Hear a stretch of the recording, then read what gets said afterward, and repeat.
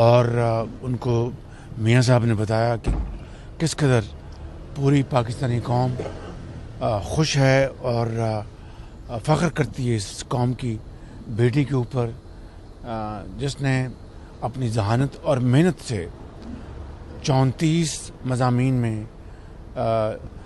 GCSE میں اے grades لیے، جو کہ ایک بہت قابل فخر بات ہے.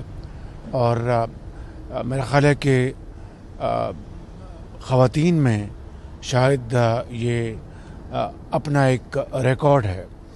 اور میاں نواز شریف صاحب نے مانور چیمہ بیٹی کو تحفتاً ایک لیپ ٹاپ دیا ہے، اور میں سمجھتا ہوں کہ ایک بہت موزوں گفٹ تھا، اور یہ بچی انشاءاللہ آگے چل کر پاکستان کا نام اور روشن کرے گی.